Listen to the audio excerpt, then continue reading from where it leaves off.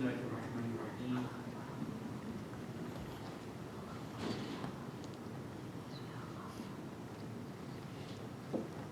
Bismillahirrahmanirrahim. Assalamu alaikum warahmatullah. Wa alaikum assalam wa rahmatullahi wa barakatuh.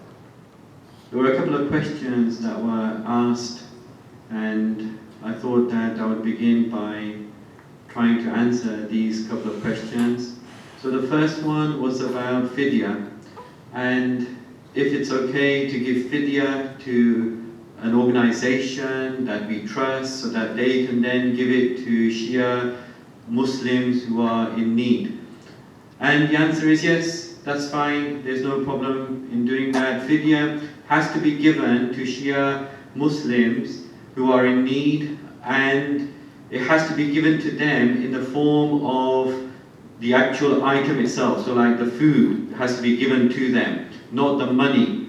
But because we are often in a situation where we are unable to do that ourselves, we can easily give that money to an organization, and then that organization uses that money to buy the food and then distributes the food amongst those people.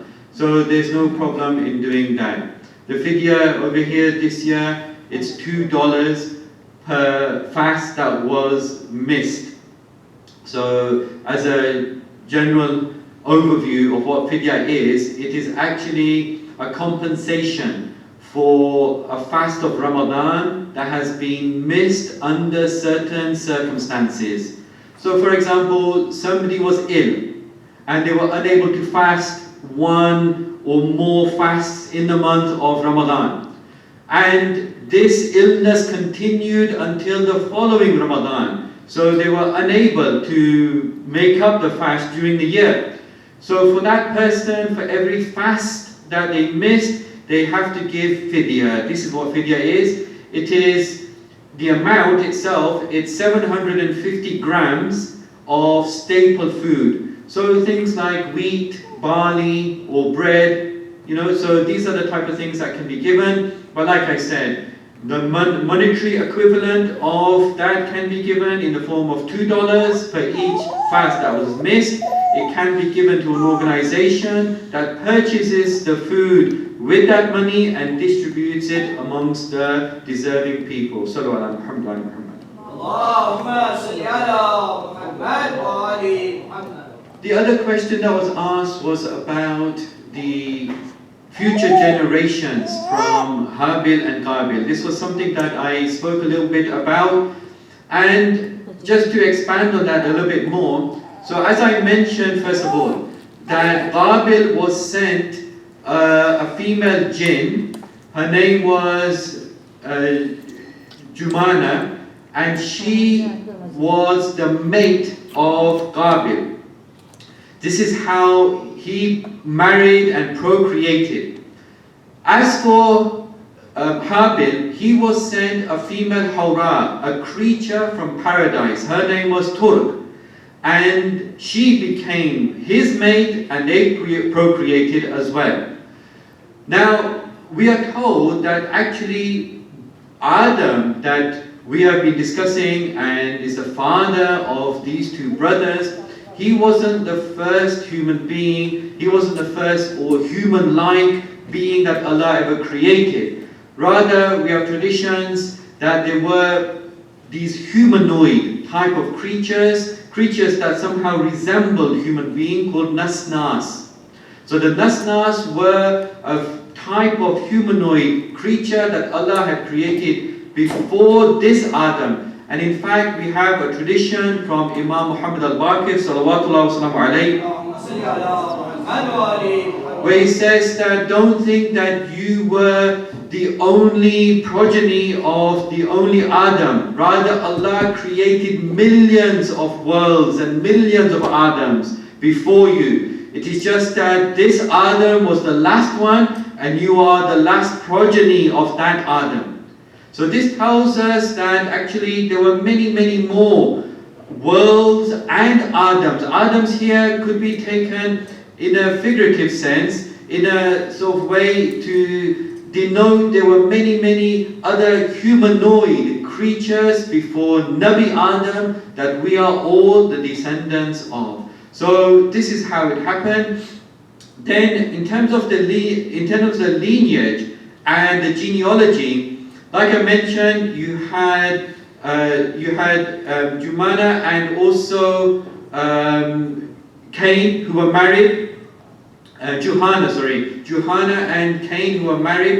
They had a child called. So we have Habil, who was married to Turk. They have a child called Habil. So what happened was, although Habil was killed, when he was killed, his wife Turk was actually pregnant. And so that child is also named Habil by Nabi Adam because of the son that he had lost. On the other hand, you had Qabil and Juhana, who they have a child as well. And so what happens is, Allah subhanahu wa ta'ala, He replaces the son that was killed, Habil, with another son called Seth in English, or Shaykh in Arabic. So now Seth, he is also married to this Hawra, female Hawra from Jannah that Allah subhanahu wa ta'ala provides for him. And they have a child called Hurriya. Hurriya marries Habil, the son of Habil, and we are the generation of that marriage. So if you like, we are the future progeny of that marriage. The marriage of Shaykh's marriage with that Hawra from paradise. Their child Hurriya marries Habil, the son of Habil that was murdered, and this is how the future generations came about. Sallu ala Muhammad wa ala Muhammad. أعوذ بالله من الشيطان الرجيم بسم الله الرحمن الرحيم الحمد لله رب العالمين الحمد لله الذي له ما في السماوات وما في الأرض وله الحمد في الآخرة وهو الحكيم الخبير والصلاة والسلام على المبعوث إلى كافة الورى بشيرا ونذيرا وداعيا إلى الله بإذنه وسراجا منيرا أبي القاسم محمد وعلى أهل بيته أئمة الهدى ومصابيح الدجى الذين أذهب الله عنهم الرجس وطهرهم تطهيرا. أما بعد فقد قال الله سبحانه وتعالى في كتابه الكريم بسم الله الرحمن الرحيم وتولى عنهم وقال يا أسفا على يوسف. صلوا على محمد وعلى محمد. Respected elders, brothers and sisters in Islam, Assalamu alaikum wa rahmatullah. Tonight we'll be looking at the story of Nabi Yaqub and Nabi Yusuf ala nabiyina wa alihi wa alayhim as-salam, and we will be relating their story to the whole concept of yearning for the Imam of our time, Imam Sahib al-Asri wal-Zaman, Ajjalallahu ta'ala farajul sharif. And the questions that we will try and answer this evening are as follows. First of all, what is the meaning of shawq, and how can pain be a good thing? Secondly, what do we learn from the story of Nabi Yaqub and Nabi Yusuf about shawq, and what are the implications for this with regards to us yearning for the Imam? And thirdly, how can we increase in our shawq for our holy Imam? And inshallah we will begin our analysis with a loud salawat ala Muhammad wa ala Muhammad. So with regard to the first question, that what is the meaning of shawq and how can pain be a positive thing? Well, shawq is often translated as longing or yearning. And it is something that is felt by someone when they really yearn and they really long, they really desire someone or something. So in effect, shawq is a combination of two feelings. On the one hand, you have love for the beloved. That is something very positive. On the other hand, shawq also incorporates a feeling of pain, a feeling of sadness and grief, because it is yearning and longing for that person or that thing which they don't yet have. And they are really wanting to have that person or that thing. And so definitely it's going to come with a sense of grief, with a sense of sadness and a sense of pain. Now, when we combine the two together, this is when we get the full extent of the meaning of shawq, longing and yearning for that thing or for that person. So the question arises that, well, can this be a positive thing, especially when we look at that second dimension, which is a dimension of pain, dimension of grief and sadness, because the person is longing for his beloved or her beloved? Well, the answer is yes. Not all pain is negative. This can be a very positive thing, because this type of pain spurs us, it incentivizes us, it motivates us towards trying to reach that beloved that we are longing and yearning for. Let's take an example. If somebody has a back pain, now what will they do in order to try and remove that pain from them? They are going to try very hard. It's going to spur them, it's going to motivate them and incentivize them to take steps to remove that back pain from them.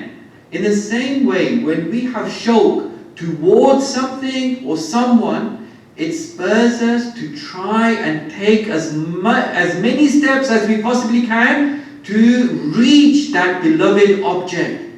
So therefore, shawq is a very positive thing to have within us. It is not just negative because of that feeling of pain or grief or sadness. It is a very positive thing to have, coupled with that love and desire for that thing.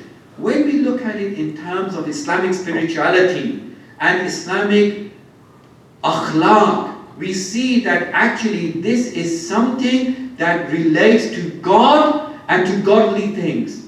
So we are encouraged to have shawq for Allah subhanahu wa ta'ala and for those things that Allah loves, including His messengers and His rightfully appointed guides. This is where now we will begin to relate it to Imam Sahib al-Asr wal-Zaman ajallallahu ta'ala faraja sharif. That we will inshallah be calling out to the Imam on this blessed evening after Maghrib prayers when we do the a'mal of Laylatul Qadr. And we will see how this discussion inshallah will prepare us to engage in that a'mal with more meaning, with more ma'rifah and understanding. So inshallah this evening our a'mal will take on greater meaning and worth in our hearts and in our minds. So with regards to this, let's have a look at one instance from the blessed lives of the Imams where they have told us that it is very positive to have this shawq for Allah and for godly things. Our fourth holy Imam, Imam Ali ibn Hussein, Zainul Abidin, salawatullah wa alayhi, he tells us in his supplication for sorrow. It is one of the great supplications in his work, Sahifat al-Sajjadiyya, which inshallah, if we get the tawfiq, we will talk more about during these evenings, because it is a work which unfortunately has been very much neglected by many of us, and we need to concentrate more and focus our attention on this wonderful masterpiece that is Sahifat al-Sajjadiyya. In any case, for this evening, let's just look at one excerpt from this wonderful work that is from the fourth holy Imam's blessed lips, and it really originates from a divine source. In this supplication, he says, وَمْنُنْ عَلَيَّ بِشَوْقٍ إِلَيْهِ. This means that, oh Allah, the Imam is teaching us in this prayer, and the Imam prays himself with these words, oh Allah, وَمْنُنْ عَلَيَّ, favor me, بِشَوْقٍ إِلَيْهِ, with this yearning, with this longing for Him, for Allah subhanahu wa ta'ala. So, this, or for shawqin ilayk, for you, yearning for you. So this is telling us that in this supplication, the Imam is actually telling us that shawq is such a positive thing to have. He describes it as a minna. Minna, as you well may know, means divine favor. So he's saying, Wamnun, favor me with this minna of having this yearning for you. Increase my yearning. So with this, we understand that actually it is a very positive thing to have. Now inshallah, let's look at the story of Nabi Yaqub and Nabi Yusuf, which will tell us exactly how inshallah this works with regards to this story, and then we will look at some practical means as to how we can increase our yearning for the Holy Imam. Sallu ala Muhammad wa ala Muhammad. So in this story, first of all, just as a brief overview about these holy personalities, Nabi Yaqub and Nabi Yusuf. We are told that they lived in an area which is in common day geography is known as Hebron, which is in today's Palestine. So in this area of present day Hebron, Nabi Yaqub had a number of sons, but they weren't from all one wife. They were from different wives. The only two brothers the only brother of Nabi Yusuf that he had, which was a full brother, was Benjamin, or Benjamin as is known in English. So Nabi Yusuf, he only had one full brother. All his other brothers were half brothers, because only him and Benjamin were from the same mother that was married to Nabi Yaqub. Now, when we look at this story, of course it is a story of separation. It's a story where not just Nabi Yaqub is longing and yearning and having shawq for Nabi Yusuf, but it is also the other way around as well. Nabi Yusuf also has this amazing shawq for his father. Now, as we were saying at the beginning of these lectures, we'll be looking at verses to see how we can do tadabbur on the Quran and derive lessons from the verses of the Quran. Let's have a look at these wonderful verses which are told to us in the Quran about this story. But first, let me put the whole situation in context before we get to those verses. As you know, Nabi Yusuf had been taken away from his father. There was a plot by his brothers because of jealousy that we spoke about before, all relating to that love Nabi Yaqub had for Nabi Yusuf. Because the brothers were jealous because of their father's love for their brother, they devised a plot that they would take him away, they would throw him in a cistern, and they would come back to their father and tell their father that he's been eaten by a wolf. This is what they do. Nabi Yaqub, of course, he doesn't believe them, but he is separated from his beloved son, the most beloved out of all of his sons. This is where now we get an idea from the du'as, and then later we'll see from the verses of the Quran about this immense yearning for each other. Father to son, son to father. First of all, let's have a look at the yearning of son to father. Nabi Yusuf, when he's in the cistern, we find in the traditions that he recites this dua. This dua is as follows. He says, addressing Allah subhanahu wa ta'ala, farham da'fahu wajma bayni wa bayna. He says that, oh Allah, have mercy on my father in his weakness. So now look, he's beginning to express this amazing yearning and longing for his father.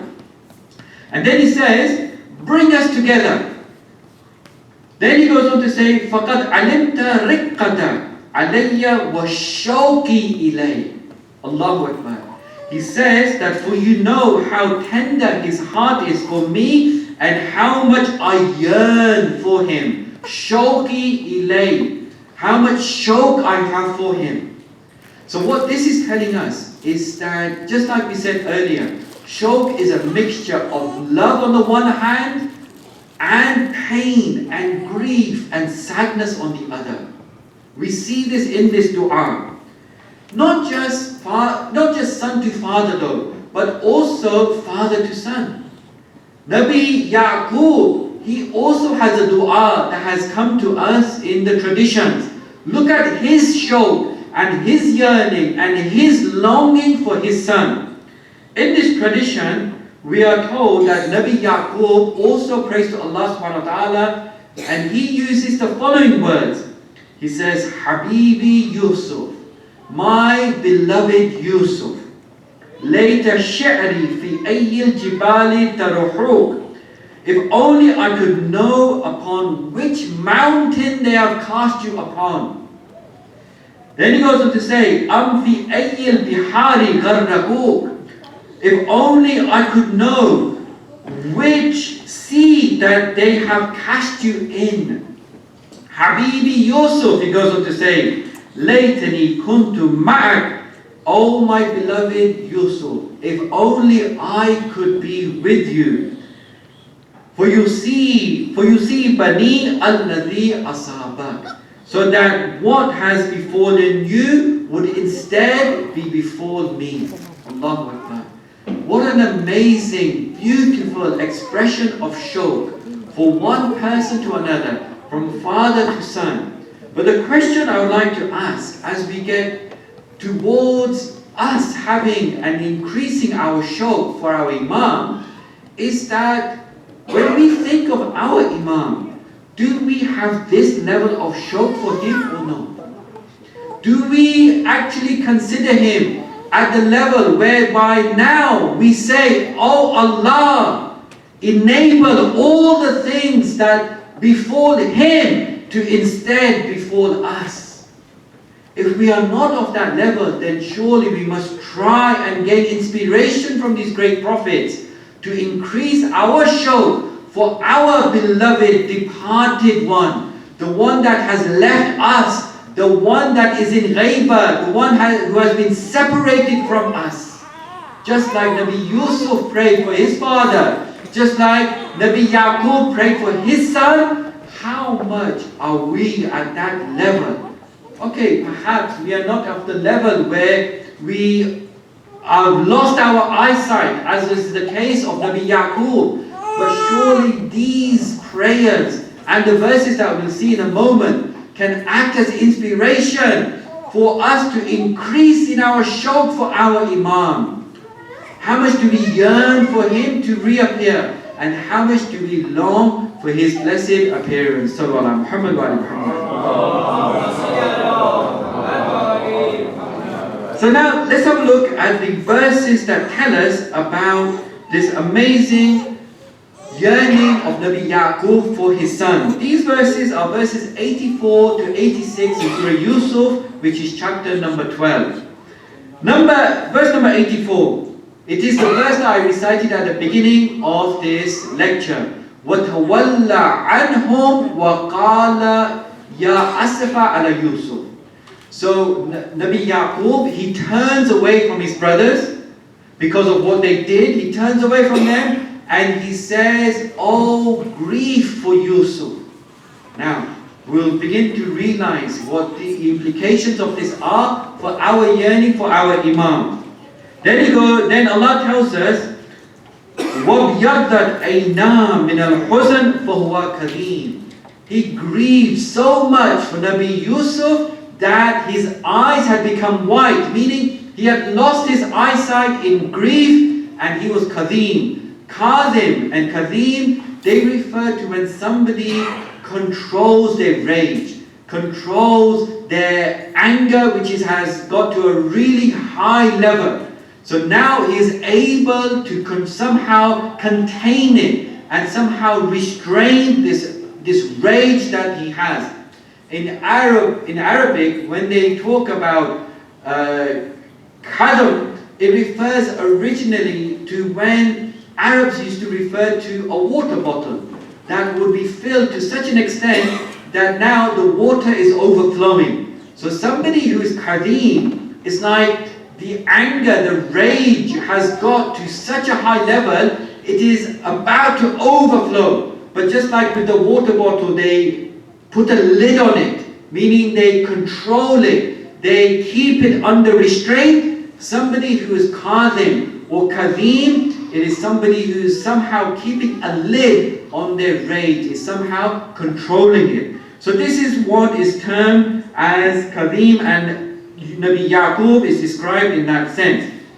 Verse number 85.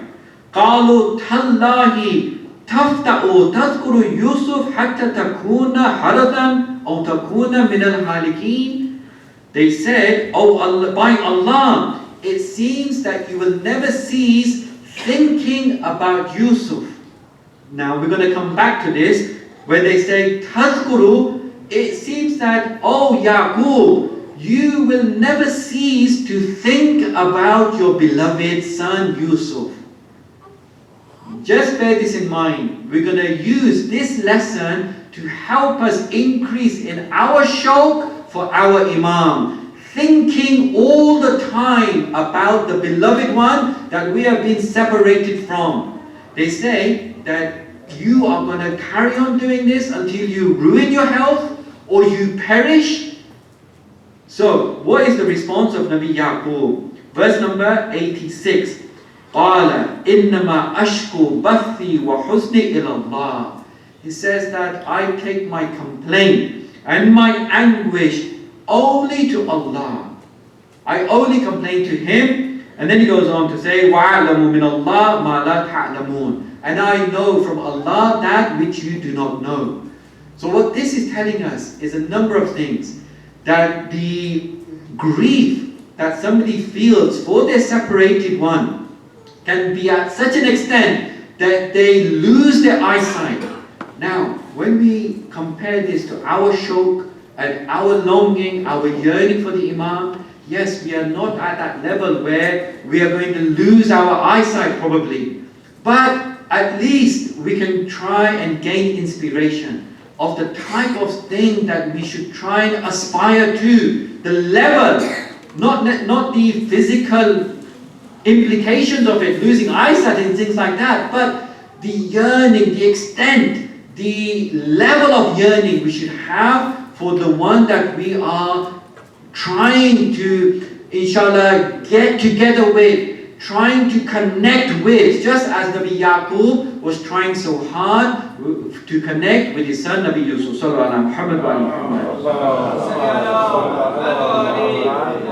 Now, I'd like to gradually bring in some very practical steps as to how we can increase our shawq for the Imam of our time. Just like we've seen now, that we have in our traditions this wonderful expressions of yearning and longing for those separated persons whom Allah loves.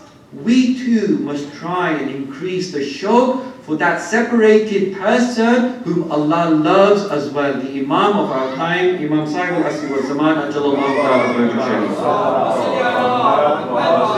So what can we do? And as like I said earlier, for those who weren't here when I said it at the beginning of this lecture, it will inshallah help us to prepare better for the a'mal that we do tonight, because tonight is the night where we yearn so much for the reappearance of the Imam. And so when we have all of this in mind, it will give us more meaning and more understanding and deeper ma'rifah when we do the a'mal tonight, inshallah. The first thing that we can do to increase our shawq for the Imam is to recite some key supplications, especially those that the Imam, that either relate to the Imam or the Imam himself has taught us.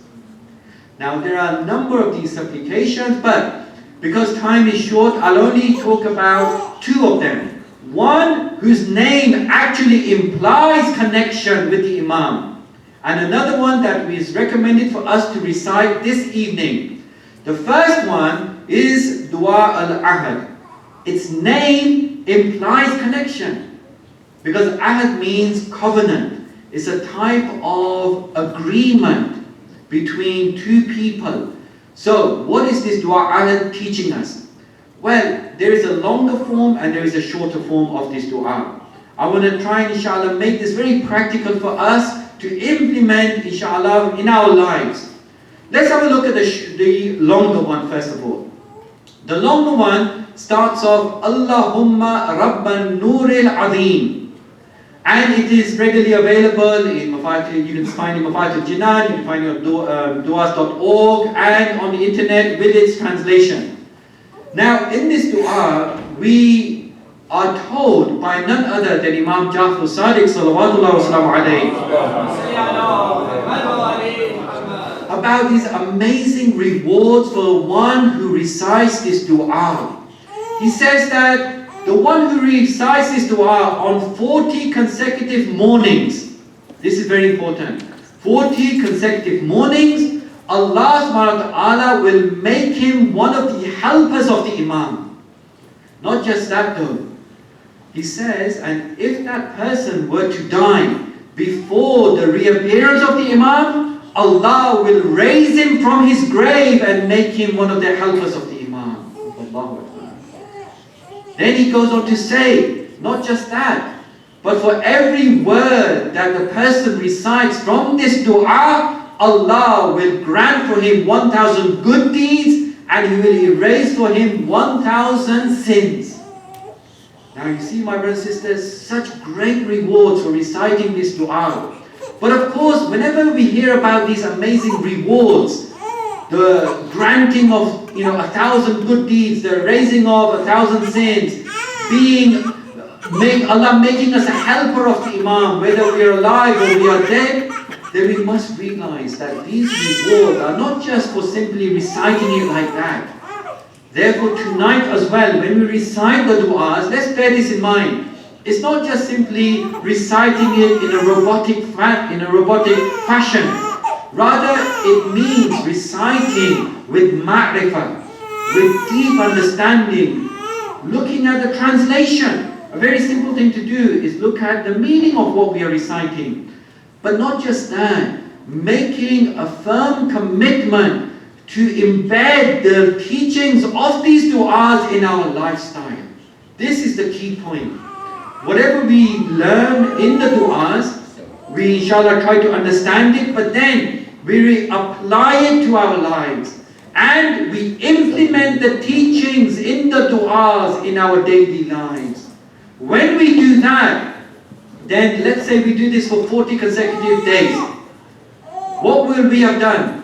Just imagine implementing the meanings and the teachings of these wonderful du'as in our lives for 40 consecutive mornings, days and nights. What will we have done effectively? Effectively, we will have increased in our spirituality, isn't it? Definitely, if we're going to embody these teachings in our lifestyle, we will have raised ourselves spiritually. We have cleansed our hearts. Now, when we have done that, definitely we will be meritorious of these amazing rewards. We will be worthy of these great rewards that are mentioned in these du'as. That's how it works. It's not just reciting the du'as like that. Inshallah, there will be some thawab for reciting, for taking the time out, showing our commitment to all of these practices and everything. But The ultimate reward, the rewards that are mentioned at that level, can only come about when we apply the meanings to our lives. We rise spiritually and we become more receptive to receiving the extra mercy of Allah in our hearts. Therefore, of course, Allah will say, yes, you are worthy of these amazing rewards of being the Ansar of Al-Mahdi and having these good deeds written for you and these sins erased from your record. Sallallahu alaihi Muhammad. So now, at the end of this dua though, there is something very practical for us to do. And that is, when we come to the end, we are told, take your right hand, slap it on your right thigh 3 times, and each time you do it, say the following: Al-Ajala, Al-Ajala, Ya Mawla, Ya Sahib al-Zaman.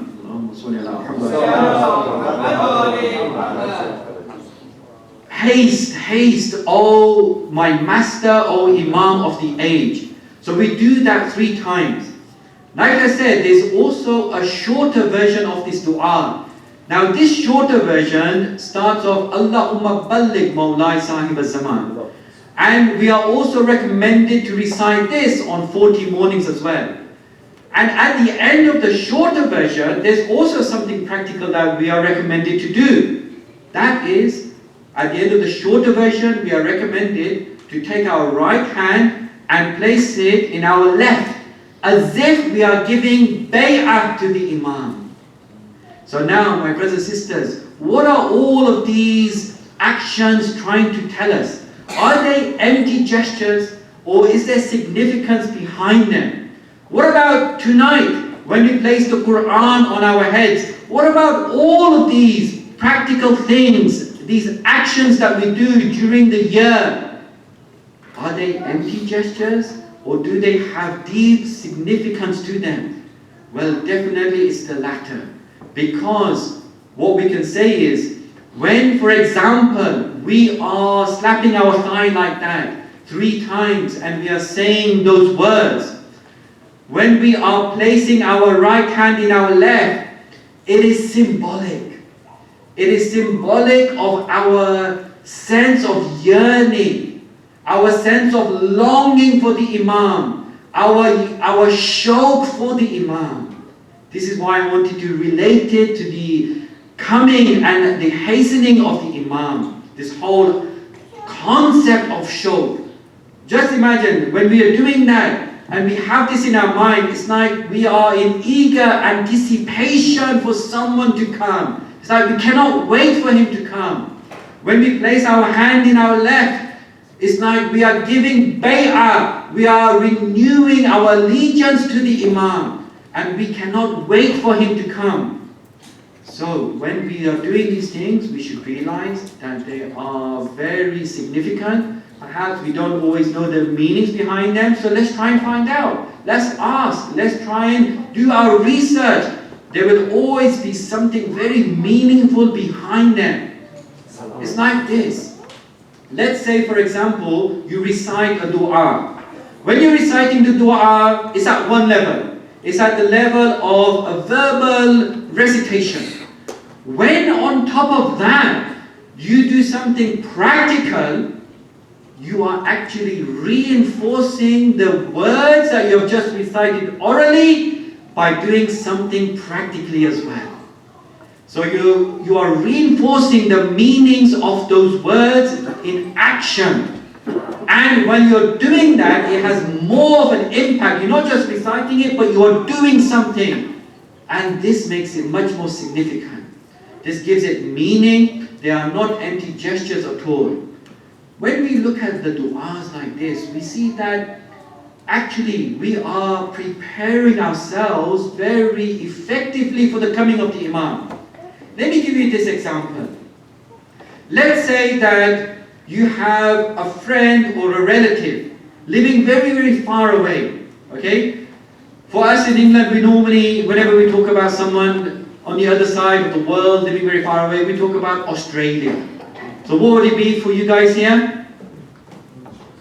Australia as well? You're much nearer to Australia than we are.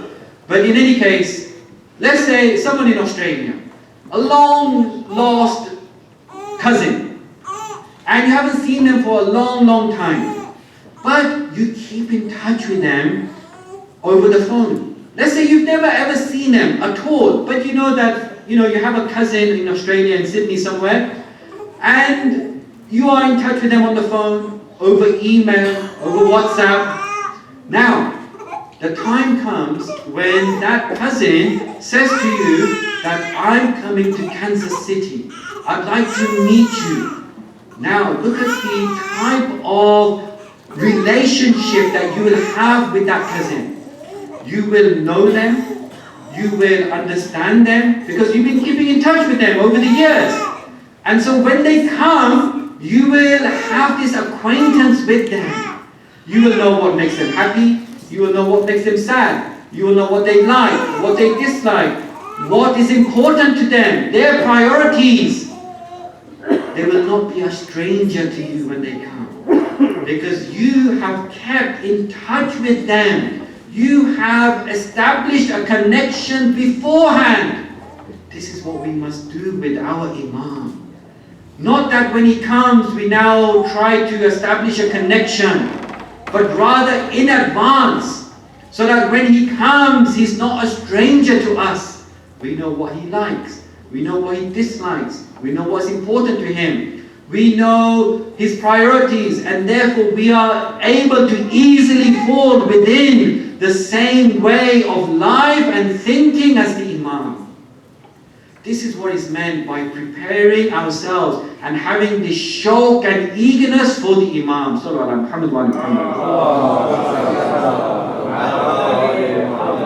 Another dua, before I mention that dua, the second one, it reminds me that actually in this dua al-ahad, there's actually two parts that talk about the two dimensions of shauq that I mentioned at the beginning of this lecture. You will recall that I said shauq is a combination of two feelings. A feeling of love for the beloved and a feeling of pain from being separated from the beloved. It's amazing, in this dua al-ahad, both dimensions are mentioned in it. We read, وَقْحُ نَاظِرِي بِنَظَرَةٍ مِنِّي إِلَيْهِ. Oh Allah, delight my eyes by giving me a look at him. Delight my eyes by allowing me to have a look at him. This is telling us about the love that we feel when we have shauq. This is that positive aspect of it. The love, oh Allah, we're longing for this. But also, what about the other side? The pain, the grief, the sadness. This is also mentioned in this dua. When we read, Allahumma kshif hadhihi al-ghumma an hadhihi al-umma bi hudurih. What do we read? We say to Allah, oh Allah, remove this ghumma, this grief from this ummah, from this nation and community with his presence.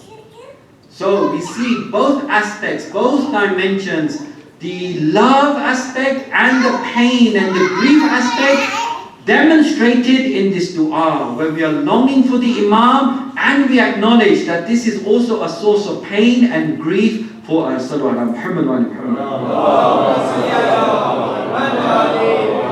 now let's look at that second dua that I was telling you about. And this dua is taught to us by the Imam himself. This dua begins, Allahumma rzuqna tawfiqa ta'a. Oh Allah, bless us, give us the provision, give us our sustenance, if you like, the risk, the ability to for the success of ta'ah, for obedience. MashaAllah, assalamu alaikum.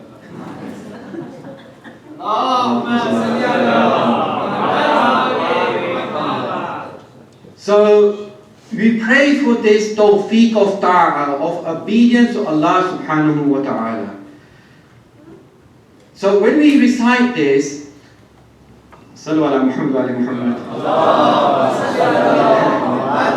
So sweet, really. Just staring at me right there, you know. Who wouldn't be distracted? Sallu ala Muhammad wa ali Muhammad. I was going to say, when we recite this dua, we actually come across a number of groups that the Imam talks about. And these groups, he actually describes loads of qualities of each of these groups.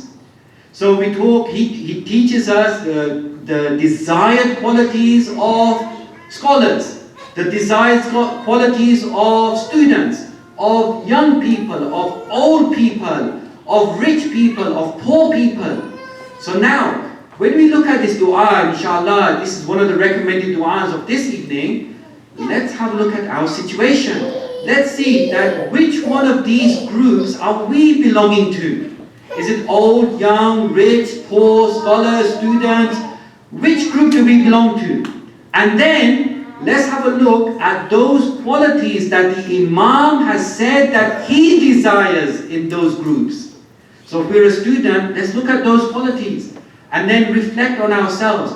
Do I have those qualities that the Imam himself desires of all students or not? If I do, then alhamdulillah. How can I increase in those qualities? If I don't, then what must I do to embed those qualities in my character?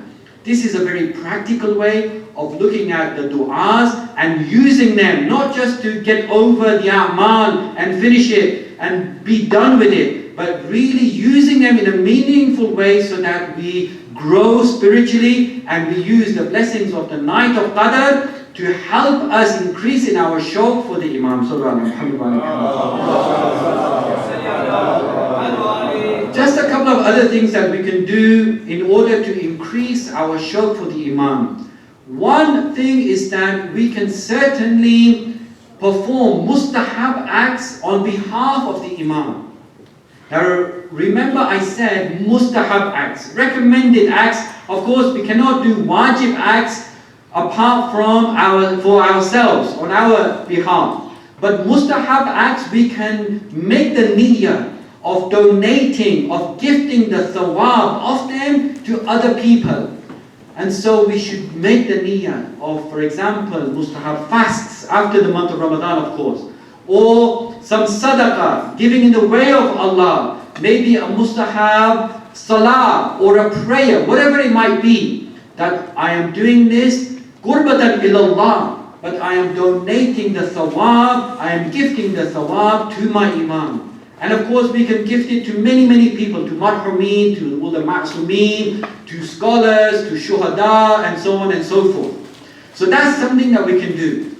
Now, often people will ask that if we donate all of our thawab, of all of our mustahab acts, then will there be anything remaining for us? What about us? We want to benefit as well. What is the answer? The answer is that we don't have to worry about this. Because when we give it to these holy personalities, it comes back to us multiplied many times over. So when we do it, don't think that we've somehow lost it and that holy personality or that marhum or whoever it might be is benefiting and we are not benefiting from it. Let me describe this through the words of our 10th holy Imam, Imam Ali al-Naqi al-Hadi salawatullah wassalamu alayhi. He tells us in this wonderful ziyarah, known as Ziyarah Jami'ah. It's a brilliant ziyarah that inshallah, if we get the tawfiq, we should try and recite. It's a whole sort of like crash course in understanding imamat. It's brilliant to understand the station of our imams and what position they have next to Allah and what they can do and so on and so forth.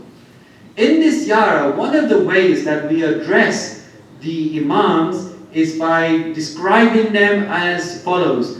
We say that their whole nature is a nature of karam. وَسَجِيَّتُكُمُ الْكَرَمُ. That your nature is a nature of generosity. So we don't have to even ask them. that can we have this back, or oh Allah, give it back to us. When somebody's nature, the sajiyya, is a nature of generosity, then automatically it'll come back to us multiplied many, many times over. So that's mustahab acts we can do. Another thing that we can do is what I mentioned with regard to the story of Nabi Yaqub and Nabi Yusuf. What was that thing I said we're going to come back to? When Nabi Yaqub is constantly thinking of Nabi Yusuf. I mentioned the verse where it says, Tazkuru. So are you constantly doing dhikr and remembering your lost son Yusuf to the extent that you will ruin your health and you will perish? So what Nabi Yaqub was doing and what Allah teaches us from this story is that when we are longing and yearning for our beloved, in this context, the Imam of the time, we should constantly think about him. Some practical ways that we can constantly do this. First of all, how about simply talking to him? How many of us actually have conversations with our Imam? Tonight, or the following great nights that are to come, let's make this a point to just talk to the Imam, especially when we are having a quiet time to ourselves. Let's just talk to him. Whatever comes to our minds, our complaints, our desires, our wishes, our du'as.